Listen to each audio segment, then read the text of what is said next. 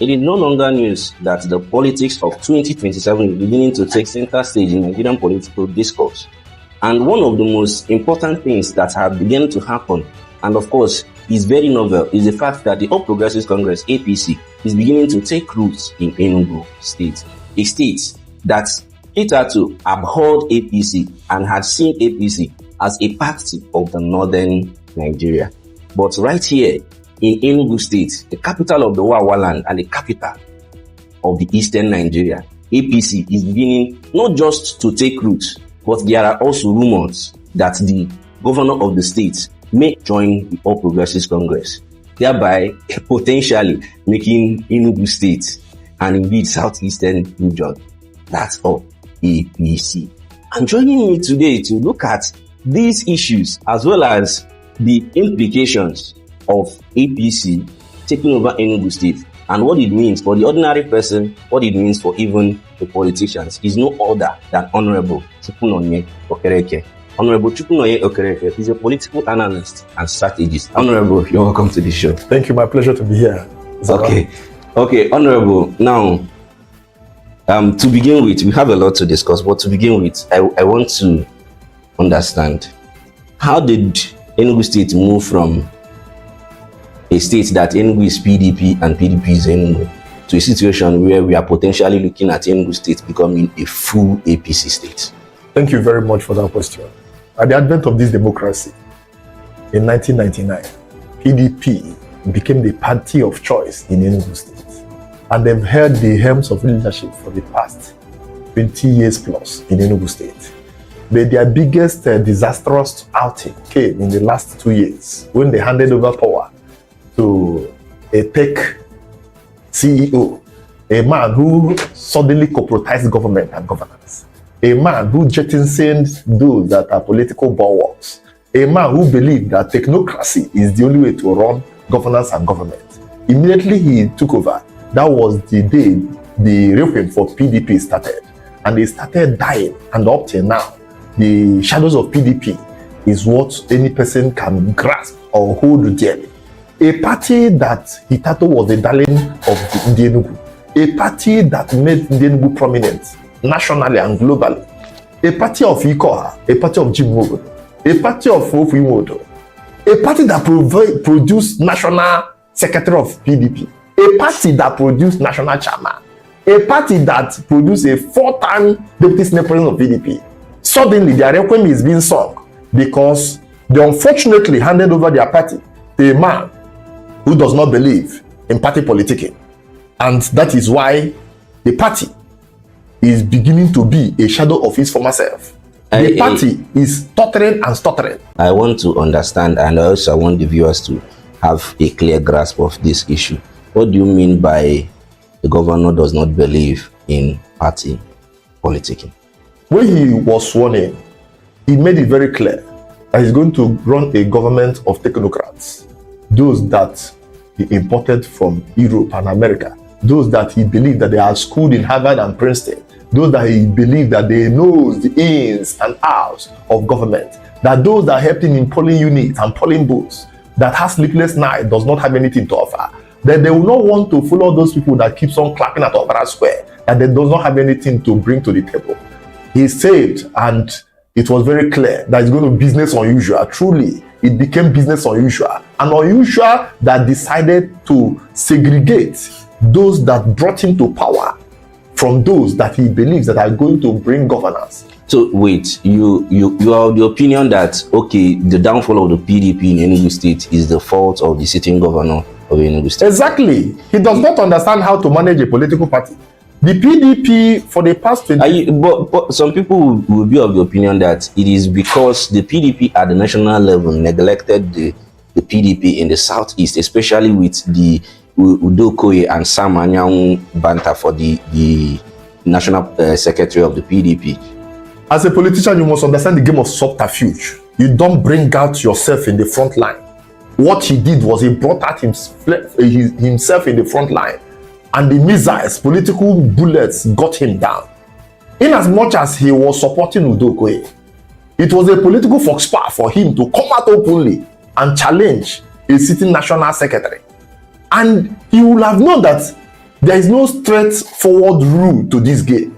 Either it goes your way or it does not go your way. That's why you bring in layers of persons that can talk on your behalf, so that if it does not go your way, you can always deny that you are not the one that sent them. And if it goes your way, you can always begin to say, yes, I was the one that did it. Now, it did not go his way. But many will argue that he's playing a politics of righteousness. Say what you mean the way you mean it. Is that not what? Unfortunately for him, this game is not about morality. It's not about the sanctity of what you believe. There are dictates on how it has to be played. And he followed the way he felt that is the best. That either his candidate gets it or he gets out. And his candidate did not get it. And he had decided to get out. And getting out... Okay, decided to get out. Exactly. Let me catch you there, because you are an APC stalwart. Exactly. And there have been rumors and rumors that the governor is moving into the APC. I want to understand, and I want to hear from you, just as the viewers want to hear from you. Is Peter Mbah joining the APC? Well, he has been making attempts, because some persons have made APC hitherto that was a party of mockery, or a party that nobody believed in. Who are these some persons? Some persons that are in PDP. Peter, we don't really know his location in the political party organogram of Nigeria, whether if he's in PDP or not. But we know that before now, those of them in PDP have been mocking those of us that are in APC. Those of them believe that PDP is the best thing that has ever happened to their lives. That was their belief.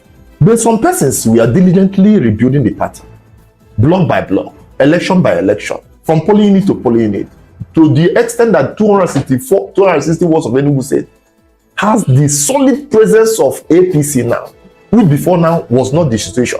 Before now, APC does not have any federal House of Rep member, but now APC can boast of 3 federal House of Representative members: Chema Ato, Sondu Meha, Professor Namchi, and others that are going to still to come. So the party has been rebuilt. We have strong men from PDP, Labour Party, other parties coming into APC. And it was made possible by the leadership of the Honorable Minister of Science, Innovation and Technology, in the person of Geoffrey Uchennachi, who until now is still the leader of the party with the state chairman. They decided to remove political moves in the PDP. You know, those days it used to be wearing APC agbada and coming to the PDP platform to endorse a PDP candidate. It cannot happen now in the APC that Uchennachi is at the leadership. It cannot happen in the APC that Ugo Agbala is at the leadership. These persons believe that the party has died. And that was why, if you could remember vividly, around January, they decided to leave the party, citing leadership failure. Suddenly, after 6 months, the leadership failure they cited is no longer existing in APC. They decided to pop back again. And in the name of trying to create a confusion of crisis at the local level. But every politics you play in Nigeria must be mainstream from the national. If the national is intact, whatever thing you are trying to do at the local is a waste of time, because the party leadership at the local is very solid, very strong. Some persons have fertilized the party, some persons have made the party to grow, and this party has recorded their first victory in the last by-election held at Enugu South Urban Constituency. So it is a plus, because before now, I want to get something, because you are diverting. We want to understand, is Peter Mbah joining APC? How will I know? I'm not Peter Mbah. APC has their doors open. APC is ready to accommodate anybody that wants to come into APC. It's a political party based in Nigeria. I am not him. There are rumors that some of you people in APC are preventing him from... We are not preventing anybody. It is rumor. If he's coming, he comes in. There are procedures of becoming a political party member. What are the procedures? You come and register in your ward as a member of the party. Okay, you are saying that Peter Mbah will have to register in his ward. Is there any other rule or way that you know that makes people to become members of a political party? We've witnessed in Akwa Ibom State and in Delta State, where they collapsed the structure and the governor was welcomed in a rally. Just because your political naivety does not know that before that thing you saw in the open, he has registered in his ward, which was not shown in the media. You must register in your ward. If you did not register in your ward, you are not a member of a political party. That thing you are seeing is a heavy gram political mathematics that took place. Now, the way Governor Umueno is now purportedly the leader of APC in Akwa Ibom State, it's expected that immediately Peter Mba enters, he becomes the That leader. is why we are schooling you guys. Let me talk on that now. Let me school you now. Yes. Governor Umueno, before he became a member of the political party called APC, had to get across to the leaders of the party in his state and his zone. The leader of the party in his state is the Senate President, Godswill Akpabio. They had an extensive discussion. There were things that were expected of him, and there were things that were expected of Akpabio. Until they agreed, that was when we started hearing the rumors that he's going to defect to APC. And throughout that period, the leadership of APC in Akwa Ibom did not say anything. In the contrary, he was coming into APC under an agreement with the leader of APC in his state and in his zone. Those basic things were done. And because he has done that, that was when they opened their hand and accepted him in a big rally that featured the Senate President himself. And the party collapsed their structure into that of APC, the PDP. It was seamlessly done. There was no rumor and there was no disagreement. So everybody, listen to me, everybody's annoyance, everybody's grievance was sorted out. That was why what you saw at the rally was smooth and seamless. And up till today, the dissenting voice you might be hearing might just be a minimal percentage, which I know the person of the Senate President and the governor are trying as much as they could to make sure that everybody is carried along. So what you are saying is that Governor Peter Mba is not dialoguing with the leadership of APC in Enugu State. I wouldn't know. But you're a party stalwart. Wait, I'm a party stalwart, a big political stakeholder in APC. It is not me that will tell him. Umueno went out to knock on the doors of the Senate President. He knocked on the doors of all the leaders of APC in Akwa Ibom. So, but Peter Mba has not been knocking. I wouldn't know because in my principal, the Honorable Minister of Science and Technology, he has not knocked on our door. He has not knocked on the door. I wouldn't know. You see, I'm this specific so that you don't put me out of context. Exactly. The door of the Honorable Minister of Science and Technology, the political leader of APC in Enugu State, as far as I know, in the last 10 minutes, he has not come to knock on his door.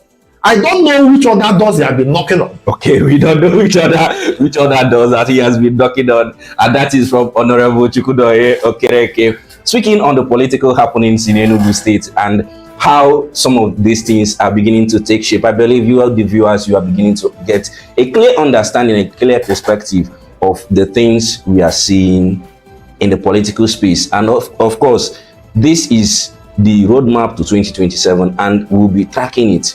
But before we continue, you've been talking about your principal, Geoffrey Uche Nnaji, and he recently was in Japan and Brazil with the president. And there have been a lot of people have said a lot of things, not from me, but a lot of people have called him the sleeping minister. Yes. Then a lot of people have also said that he has performed outstandingly well, and want to understand, beginning from this journey he went with the president to Japan and Brazil, want to understand what has Uche Nnaji been doing as Minister of Science, Innovation and Technology. Thank you very, very much. Uche Nnaji, the Honorable Minister of Science, Innovation and Technology, is the most active Minister of Federal Republic of Nigeria. It's not about going up and down media houses, talking without having anything tangible on the table. Let me start with the recent tour to Brazil. 9 solid strategic agreements that will change the face of Nigeria was signed by an honorable minister together with counterpart Luciano Santos in Brazil, August 25th, 2025. That is the best thing that has ever happened to this democracy in a very long while. Far-reaching agreements. Now, you say far-reaching agreements. Far-reaching agreements. My viewers are made up of maybe medical doctors, market women, market men, teachers, lawyers, and you've called MOU. Break it down. Let me break it down. 1, biotechnology and bioeconomy. In the area of biotechnology, the Honorable Minister has entered into agreement on behalf of the federal government of Nigeria with the government of Brazil to bring in improved seedlings into this country. Are we talking about GMOs? No. Improved seedlings. I mean, is seedlings, for instance, let me use cotton. Cotton seedlings and cotton plantation is a strong point of the Brazilian government and Brazilian people. A cotton seed that is brought into this country has the capacity of revamping textile industry, becoming the backbone of food security, providing employment, destroying poverty.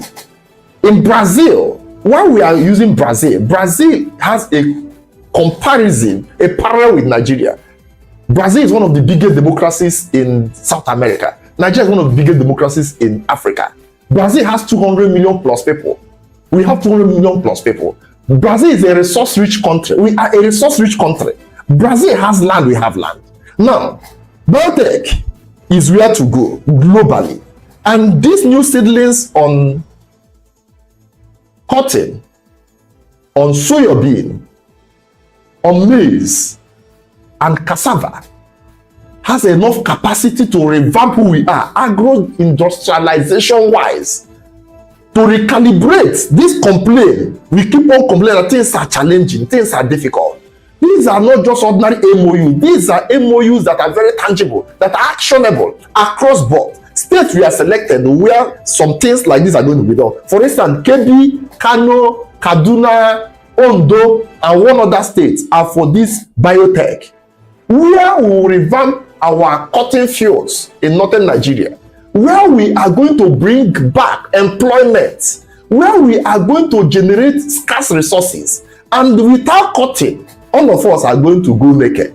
Cotton is the reason why we mentioned in China's rolling. That is one. The area of what we call green chemistry,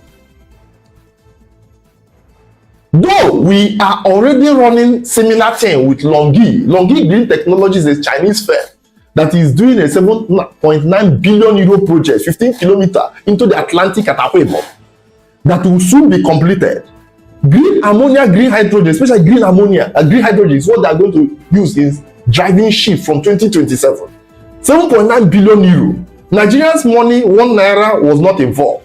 African Development Bank brought in 35%. The other ones were brought in by institutional investors. Forward contract has been sold to Mass Line. This is the money that the federal government will finally share to 36 state governors. They are calling a sleeping minister.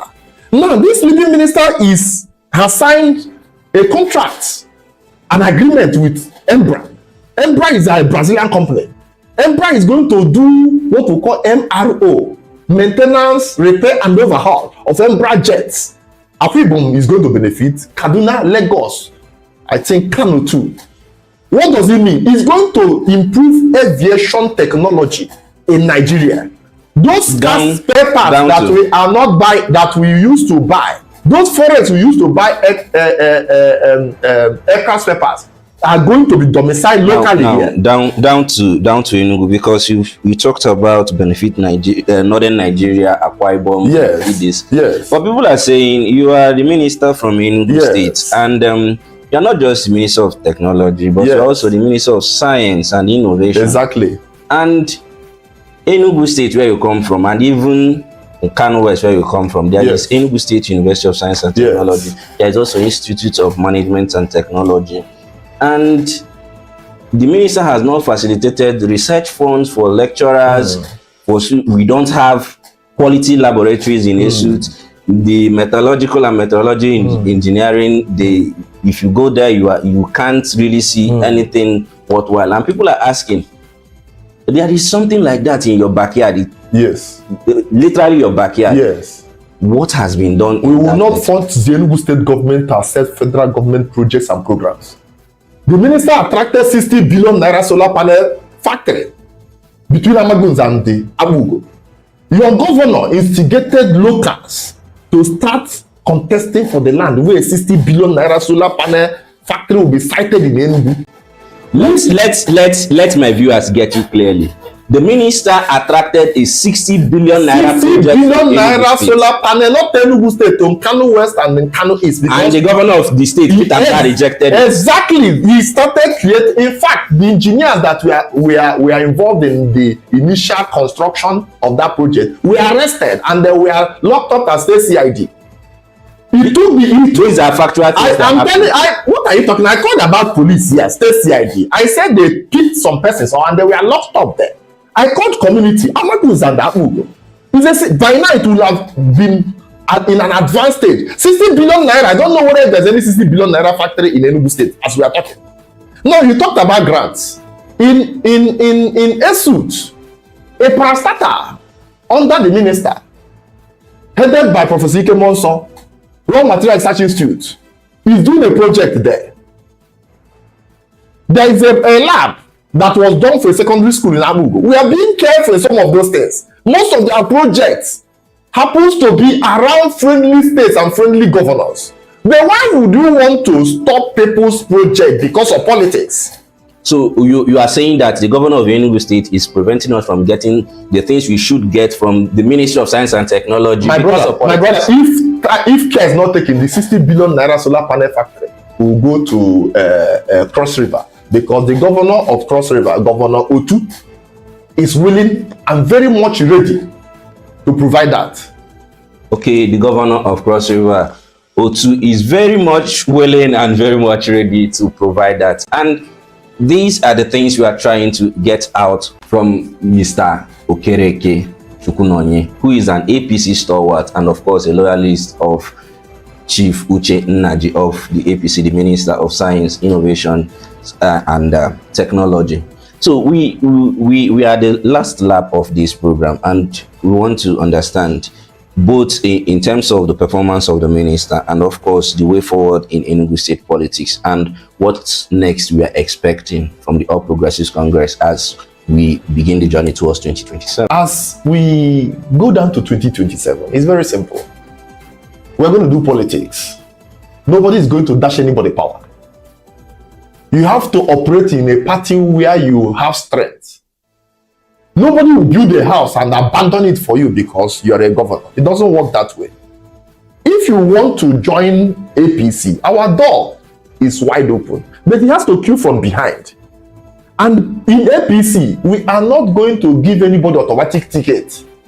APC primaries is going to be very open. The Minister of Innovation will buy a form. Others will equally buy their gubernatorial forms. House of Rep will buy forms.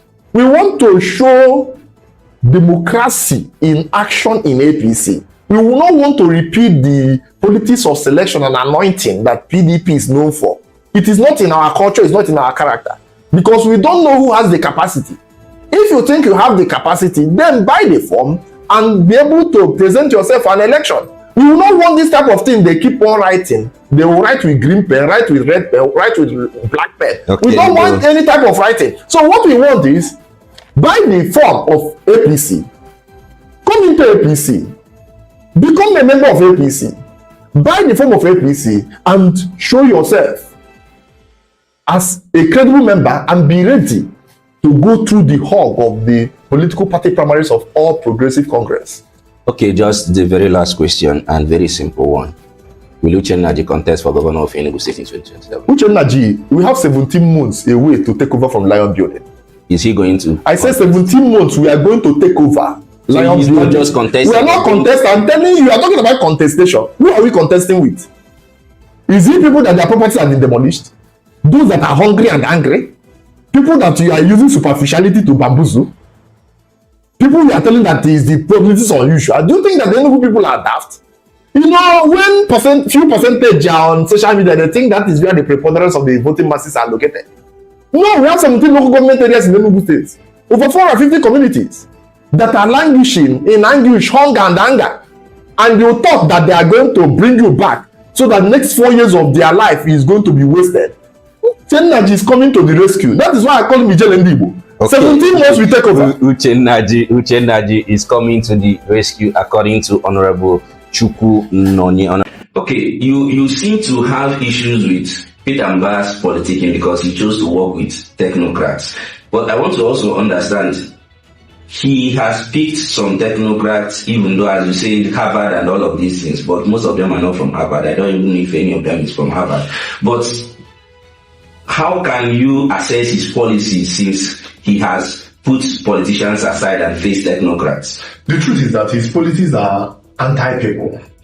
How can you be a governor and you are increasing taxation like a man that believes that tomorrow is going to expire? You are a governor for God's sake. Your primary responsibility is to preserve the people. The Constitution in section 14 sub 2 is said the primary purpose of government is welfare and security of the masses. How are they secured when they are paying through their nose? How are they secured when they are paying with their blood and sweat? An average person that is working in Enugu pays tax. Even when you are dead, you are not fed. There's taxation in the mortuary. So while you are alive, you are taxed heavily. And by the date of taxation, you die. Because you will be taxed. And Margaret Thatcher said that no country will ever tax their way into prosperity. It doesn't work that way anywhere in the world. You must be creative. But they say it's what they do abroad. No, I'm telling you now, Margaret Thatcher. These are women of means and iron steel that led the United Kingdom. They tried it, doesn't work. You must bring creative governance. This thing you hear about government is about the people. Security and welfare, every other thing you're hearing is makeshift and smoke screen. The people are not happy. You told them that you are going to be able to be creative. You bring creative governance. You will not do it. The things that are affecting their lives, you have not given it to them. They are not drinking water. They are not secured on the road. They are not secured in their farms. They are not even secured in their school fields. Everything has been appropriated by you. On the road, they are not even secure. Do you know that the MOT taxes in Enugu like mad? I thought they would have done it in the last MBA conference. Suddenly they disappear from the road. That means it is good for the goose, it's not good for the gander. Explain the good for the goose and not good. Because the gander came into town, men on stake and white robes.